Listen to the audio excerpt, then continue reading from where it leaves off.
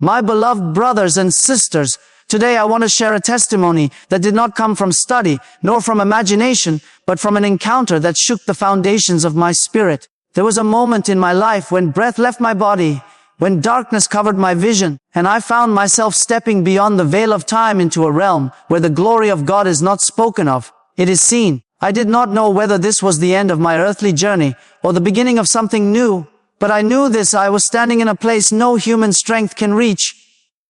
In that realm, where life has no weight and the soul stands naked before eternity, I saw a light brighter than the sun. This light did not burn, it embraced. It drew me with a love so fierce and so gentle that every fear melted like wax before a flame. And from that light came a voice, clearer than thunder, softer than a whisper, calling me. I knew immediately it was the voice of the Lord. When a person encounters the realm beyond physical life, many illusions that were once held tightly begin to dissolve. Human understanding, which often feels strong, intelligent, and dependable, suddenly appears fragile when placed in the light of eternity. In that moment, when I stepped into a dimension not built by time or thought, I realized how limited the human mind truly is. We spend our lives trying to comprehend God with intellect, trying to define spiritual truths within the boundaries of logic, trying to explain eternal mysteries with temporary reasoning. And yet the instant I crossed that threshold, all those efforts seemed like trying to capture the ocean inside a small cup. There, in that eternal atmosphere, the presence of God revealed to me that human understanding is not only limited, it is often the very barrier that keeps us from experiencing the fullness of the Spirit. We rely heavily on what we can see, what we can calculate, what we can reason, forgetting that the supernatural cannot be dissected or measured with earthly tools. I saw how often the mind interferes with the moving of the Spirit. The mind analyzes, questions, doubts, and delays, while the Spirit invites, nudges, and leads. In that divine encounter, I understood how many blessings, revelations, and breakthroughs we miss simply because we lean on our own understanding more than the guidance of the Spirit. The Lord brought to my attention moments when I had prayed, not from the depth of the Spirit, but from the reasoning of the mind. Moments when I tried to understand His direction before obeying. Moments when I wanted clarity before surrender. Moments when I depended on study and logic to comprehend spiritual gifts that can only be grasped through revelation. Standing in that realm, stripped of the noise and weight of earthly life, I saw clearly that reason can assist faith, but it can never lead it. Human understanding was never designed to guide spiritual life. It was meant to follow the Spirit, not instruct the Spirit. The Lord showed me how the mind is like a lamp, useful, illuminating, helpful, but limited to a small circle of light. The Spirit, however, is like the sun, boundless, powerful, and able to reveal things the human mind cannot even imagine. He revealed that the problem is not that the mind is weak, but that we elevate it too high. We trust it more than the whispers of the Spirit. We trust it more than the language of prayer given by God. In that sacred atmosphere, I understood how often believers restrict the flow of the Spirit because they want to understand everything before they step forward. They want explanations before obedience, clarity before surrender, and evidence before faith. Yet the mysteries of God do not unfold to the mind first, they unfold to the Spirit. And the Spirit communicates with God not through intellect, but through surrender. I saw that faith is not born in the mind, but in the heart, and the mind often arrives later, only after the Spirit has already moved. Suddenly, the Lord revealed how speaking in tongues bypasses the limitations of human understanding. When we pray in that heavenly language, the mind is silent, reasoning steps aside, and the Spirit takes leadership. This is why so many struggle with the gift. They try to understand it before using it, instead of using it and letting understanding come afterward. In that moment, I realized that dependence on human reasoning is one of the greatest hindrances in spiritual growth. We try to analyze God instead of experience Him. We try to calculate His power instead of receive it. We try to understand spiritual gifts instead of allowing the Spirit to express Himself through us. And the Lord showed me how He longs for His people to move from intellectual control to spiritual surrender. I saw how many prayers remain unanswered because they are prayed only through the mind. I saw how many believers live dry, powerless lives because they do not allow the Spirit to pray through them. The Lord showed me the contrast between praying with understanding and praying in the Spirit. Praying with understanding is like walking. Praying in the Spirit is like flying. Praying with understanding is limited to what the mind knows. Praying in the Spirit connects us directly to the will of God. And in that divine encounter, I understood that the journey of spiritual maturity requires a shift from leaning on the mind to depending on the Spirit, a shift from intellectual comfort to spiritual surrender, a shift from analyzing God to encountering Him. And it was in that moment that the truth became clear. Human understanding can never carry us into the depths of God's purpose, because eternal things cannot be grasped by temporary reasoning. Speaking in tongues is far more than an expression of spiritual emotion. It is heaven's intentional design to communicate with the fragile vessels of earth. When the Lord revealed this truth to me, I understood that this gift was not given to decorate spiritual life, but to empower it. Human language is limited, shaped by culture, vocabulary, emotion, and the boundaries of knowledge. But the language of the Spirit is not restricted by any earthly framework. It is the communication of God flowing directly through the believer without interference from doubt, fear, confusion, or the limitations of the human mind.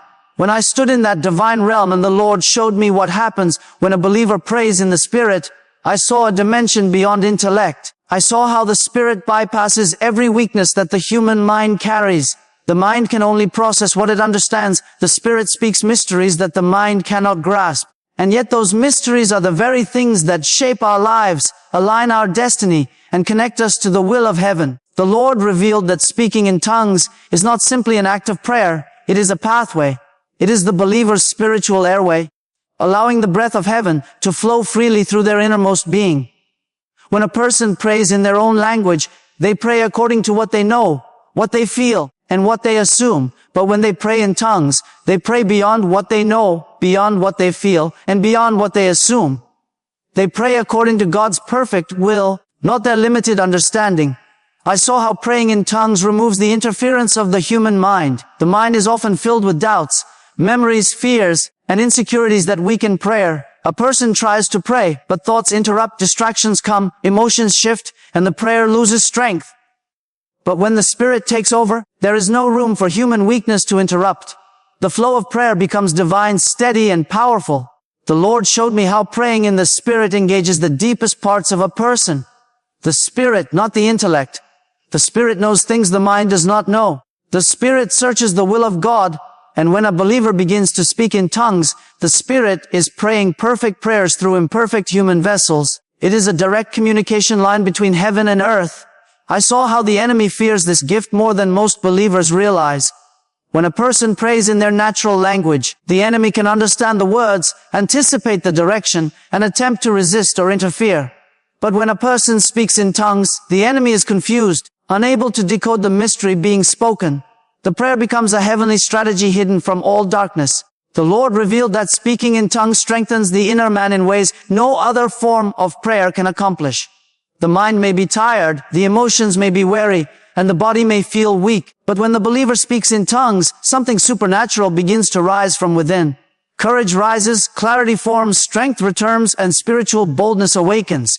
I saw how this gift is not just communication but transformation. It changes the condition of the heart, renews the thoughts, stabilizes the emotions, and aligns the believer with the heartbeat of heaven. The Spirit begins to whisper truths into the inner being that the mind could never discover on its own.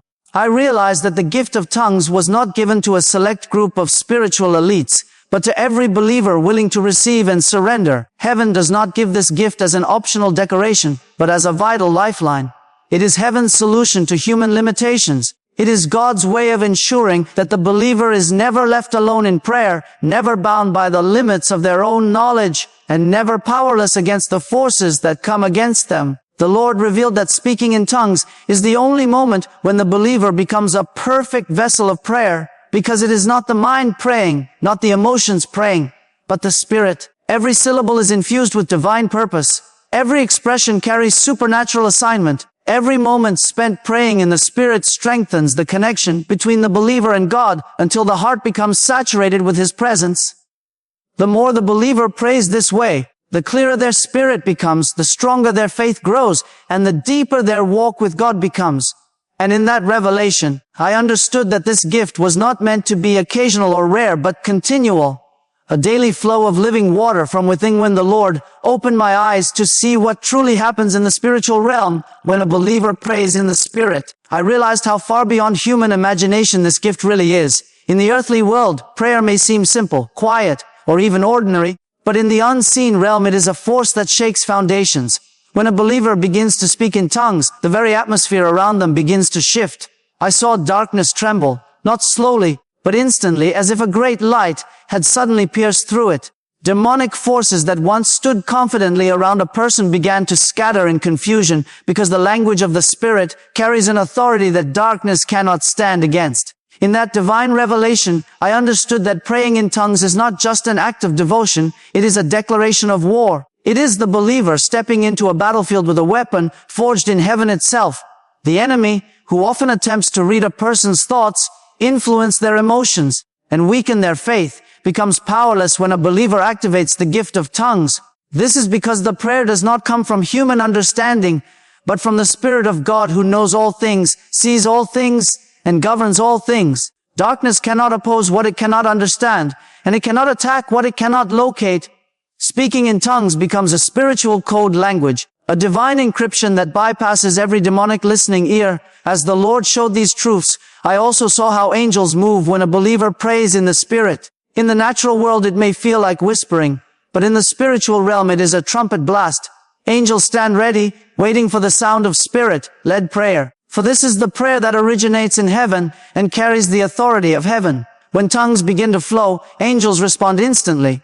They move with supernatural speed, carrying assignments, breaking chains, opening doors, and positioning answers in ways the natural mind could never perceive. The Lord revealed that many believers wonder why their prayers sometimes feel delayed or resisted, and the answer was shown clearly. Prayers birthed only from the mind do not carry the same force as prayers birthed from the Spirit. The mind is limited by fear, doubt, reasoning, and emotion, but the Spirit is unlimited, unstoppable, and fully aligned with the will of God. When tongues are spoken, the Spirit prays with accuracy, precision, and authority, and angels respond to that authority because it is the authority of heaven itself. I saw that the spiritual realm is constantly active, constantly shifting, constantly in motion, and the believer who prays in tongues participates in this movement with power. Chains of depression, anxiety, and mental confusion that cling tightly to a person begin to break apart when tongues are spoken because the Spirit within them begins to stir with fire. Tongues are not quiet streams. They are rivers of fire pouring out of the believer's inner being. And wherever that fire flows, darkness loses its grip. I saw how strongholds that took years to form can be shattered in minutes when a believer perseveres in speaking in tongues. The atmosphere around a person changes. A heaviness that once sat on their chest lifts. A fog that once clouded their thoughts clears. A sense of loneliness that once surrounded them disappears. This happens because praying in the Spirit invites the manifest presence of God to fill the environment. When His presence fills a place, no darkness can remain. The Lord revealed that many believers underestimate the gift because they focus on the sound instead of the power behind the sound. Tongues may sound simple or repetitive, but in the spiritual realm, each syllable carries weight, fire, and divine energy. As I watched what happens when believers pray this way, I realized that speaking in tongues does not only push darkness away, it builds a fortress of light around the believer. It strengthens the inner man until fear breaks and courage rises. It reinforces spiritual walls until the enemy can no longer penetrate with discouragement or deception. It activates a shield around the mind, guarding thoughts from attack and renewing them with divine clarity. I saw that praying in the Spirit turns an ordinary person into a spiritual warrior, not through effort, but through surrender. The believer does not fight with their strength. They fight with the strength of the Spirit flowing through them. And as the Spirit moves, as angels respond, as darkness trembles, the believer becomes more aligned with heaven's rhythm, heaven's power, and heaven's authority. When the Lord revealed the deeper reality of how speaking in tongues strengthens the inner man and aligns a believer with the perfect will of God, I understood a truth that reshapes the entire foundation of spiritual life. So many believers live their days feeling spiritually weak, emotionally drained, and mentally scattered, not realizing that the power to renew their inner being has already been placed within them. When a believer begins to pray in the Spirit, something profound starts happening inside, something the natural mind cannot measure or fully comprehend. The inner man, which is often overshadowed by worry, discouragement, and the pressures of daily life, begins to rise with new strength. The Spirit breathes life into the weary soul, igniting a fire that no darkness can extinguish. It is not emotional energy or mental motivation. It is divine strength flowing from the Spirit into the deepest part of a person's being. The Lord showed me that the inner man is the true core of a believer. It is where faith lives, where courage awakens, where revelation resides, and where spiritual authority is formed. Yet, in many lives, this inner man remains underdeveloped, weak, or overshadowed by the noise of the soul. Thoughts, fears, and emotions often drown out the voice of the Spirit. But when a believer speaks in tongues, that imbalance begins to shift. The Spirit gains dominance over the soul. The heart becomes strengthened. The mind becomes quiet. And the inner being rises with spiritual resilience. The Spirit begins to rebuild what life has broken. He establishes stability where there was confusion, confidence where there was insecurity, and clarity where there was emotional fog. I saw that speaking in tongues does not simply edify in a gentle or symbolic way. It constructs spiritual architecture within the believer. It builds layers of strength, layer by layer, prayer by prayer, until the inner man becomes unshakable. It is like pouring concrete into the foundation of a building. The more one prays in the Spirit, the stronger the foundation becomes. Fear loses its voice because the inner man grows louder. Temptation loses its grip because the inner man becomes fortified. Discouragement loses its weight because the inner man stands tall in the presence of God. The Spirit showed me that the believer's true battles are won or lost inside long before they manifest outside, and tongues strengthen that inner battleground with supernatural reinforcement. As the inner man grows stronger, something else begins to happen: alignment. The believer begins to synchronize with the will of God, not through effort, not through striving, but through spiritual flow. When a person prays in their own language, they often pray from desire, need, fear, or limited understanding. But when they pray in the Spirit, the prayer is not shaped by human desire. It is shaped by the mind of God. The Spirit searches the depths of the Father and pours those divine longings into the believer's heart through tongues. The believer begins to desire what God desires. They begin to think in ways aligned with heaven. They begin to see their life, their purpose, and their future through spiritual clarity. The Lord revealed that this alignment is one of the greatest miracles of speaking in tongues. Many people wonder, question, and struggle to discern God's will. They try to understand direction through signs, through emotions, through circumstances, and yet remain uncertain. But the Spirit showed me that the most reliable way to align with God's will is to pray in tongues consistently. As the Spirit prays through the believer, the inner man begins to carry God's intentions. The believer may not understand everything immediately, but their spirit becomes tuned to heaven's frequency. Decisions become clearer because confusion loses its authority. Wisdom begins to flow because the inner man is connected to divine insight. The believer finds themselves walking in the will of God almost naturally because their spirit has been shaped in the place of prayer. I also saw that alignment with God's will does not always manifest as sudden revelations. Sometimes it appears as peace replacing anxiety. Sometimes it appears as boldness replacing hesitation. Sometimes it appears as a sudden knowing, a quiet assurance, or a shift in desire. These transformations happen because the Spirit inside is molding the believer according to God's purposes. Flesh cannot align with God's will, but the Spirit can, and tongues activate that spiritual alignment with precision. When the Lord revealed that the gift of tongues was never meant to stir emotion, but to secure victory, it reshaped my entire understanding of spiritual warfare. Many believers think of tongues as an experience reserved for moments of deep worship or intense spiritual breakthrough, something that happens when emotions are high or when the atmosphere feels charged. But in that divine revelation, I saw clearly that tongues were not given for emotional expression. They were given as a strategic weapon. Heaven does not distribute gifts based on feelings, but based on purpose. And this gift carries a purpose that reaches far beyond anything the natural mind has imagined. Tongues are designed to empower the believer in the battles they cannot see, cannot predict, and cannot face with human strength. The Lord showed me how often believers enter spiritual conflict with earthly tools, logic, determination, willpower, positive thinking, or emotional excitement. But the forces that oppose them do not respond to human strategies, they respond only to spiritual authority. And tongues are one of heaven's clearest expressions of that authority. I saw in that revelation that the enemy does not fear human intellect, education, or eloquence. He does not fear loud prayers or emotional tears. He fears the language of the Spirit because it carries the weight of heaven. Every syllable spoken in tongues carries divine authority, divine intention, divine direction, and divine energy. When a believer prays in their own language, the enemy can analyze, interpret, and strategize against that prayer. But when the Spirit prays through the believer in tongues, the enemy is rendered powerless. He cannot decode the message, cannot block the flow, cannot anticipate the outcome. Tongues are a weapon that functions like a spiritual cipher, unbreakable, unstoppable, and incomprehensible to darkness. The Lord showed me that in the moments when believers feel most emotional, this gift may seem powerful, but its true strength is seen when emotions are weak. Tongues work in the silence of weariness, in the dryness of discouragement, in the heaviness of confusion, because the gift does not depend on feeling. It draws its power from the Spirit of God, who never grows weary and never diminishes in strength. When a believer feels empty, but continues to speak in tongues, rivers of strength flow where emptiness once existed. When a believer feels defeated but still speaks in tongues, heaven releases strategies and reinforcements that the mind could not perceive. When a believer feels spiritually numb, cold, or distant, tongues stir the embers of the inner fire until it begins to blaze again. I saw clearly that tongues do not only equip the believer for battle, they transform the believer into a warrior. They sharpen spiritual senses, heighten spiritual awareness, and cultivate spiritual authority.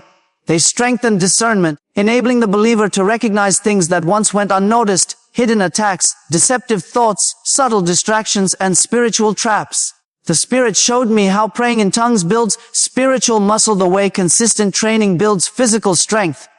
Just as the body grows stronger with repeated motion, the Spirit grows stronger with repeated surrender to the Spirit's flow. The inner man becomes resilient, disciplined, sensitive, and bold. With each session of praying in tongues, the believer becomes less influenced by fear and more influenced by faith. Less shaken by attacks and more confident in victory. Less drawn to the world's noise and more attuned to heaven's voice. I also saw how tongues dismantle spiritual obstacles that the believer cannot see. There are barriers in the unseen realm, delays, blockages, resistances that hinder breakthroughs. The mind does not know how to pray against them because it cannot perceive them, but the Spirit knows. And when tongues are spoken, the Spirit targets those obstacles with precision. The prayer moves like an arrow, guided by divine intelligence, hitting the exact point of resistance. What would take months of human effort can be broken in minutes through the power of Spirit-led prayer. Chains fall, walls collapse, doors open. The path ahead becomes clear. The Lord revealed that tongues were not given for emotional moments of spiritual excitement, but for daily, consistent victory. This gift is meant to be used not only when the believer feels powerful, but especially when they feel weak. For in weakness, the Spirit shows His strength most vividly. Tongues carry the believer from survival to victory, from confusion to clarity, from struggle to authority.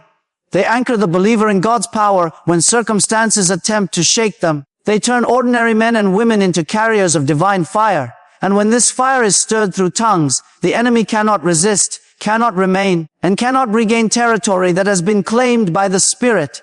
When the Lord showed me how many believers weaken their own spiritual lives by neglecting the gift of tongues, it became clear that one of the greatest strategies of the enemy is to convince God's people to ignore what heaven considers essential.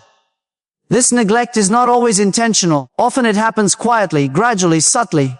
A believer may begin their journey praying in the Spirit with passion, conviction, and consistency, but as time passes, distractions arise, routine sets in, and the urgency fades. The gift that was once a river becomes a stream, then a trickle, and eventually a dry memory. Yet in the spiritual realm, the absence of tongues is not simply the absence of sound. It is the absence of power. When the flow of the Spirit is not stirred, the inner man weakens, the spiritual atmosphere becomes vulnerable, and the believer becomes more susceptible to fear, confusion, and discouragement. The Lord revealed that neglecting this gift is like leaving a weapon unused while standing in the middle of a battlefield. The believer may still be saved, still loved by God, still sincere in faith, but they lack the force needed to overcome the invisible pressures that surround them. Tongues are not given to elevate emotion, but to activate strength. They build the spiritual fortress around the heart. They deepen the roots of faith. They sharpen discernment. They renew the mind. And when they are ignored, all these spiritual functions begin to weaken. Not because God withdraws, but because the believer stops cooperating with the flow of the Spirit. The Spirit is always ready, always willing, always available, but He will not force Himself on a silent tongue. He responds to surrender, to openness, to willingness, and to the stirring of the gift. In that divine revelation, I saw how the neglect of tongues opens small cracks in the spiritual foundation. These cracks do not appear suddenly, they form gradually. A little more worry, a little more doubt, a little more confusion, a little more heaviness, small shifts that seem harmless at first, but eventually create significant spiritual instability. The believer who once stood boldly now hesitates. The one who once prayed with authority now prays with uncertainty. The one who once heard God clearly now struggles to discern His voice. All because the inner man is no longer being strengthened by the continuous flow of Spirit-led prayer. The Lord showed me how the life of the Spirit is like a flame that needs constant stirring. If left unattended, it dims. If ignored long enough, it weakens. Tongues are the breath that keeps that flame alive. I also saw how stirring this gift is not complicated. It does not require emotional preparation, dramatic music, or a specific atmosphere. It requires willingness. It requires opening the mouth even when the mind feels tired. It requires surrender even when emotions feel numb. It requires consistency, not intensity. Because with every syllable spoken in the Spirit, the inner flame is fed, strength begins to rise, clarity begins to return, peace begins to settle. The atmosphere around the believer begins to shift as darkness loses its influence. The Lord revealed that one of the enemy's greatest lies is to convince the believer that tongues are not necessary.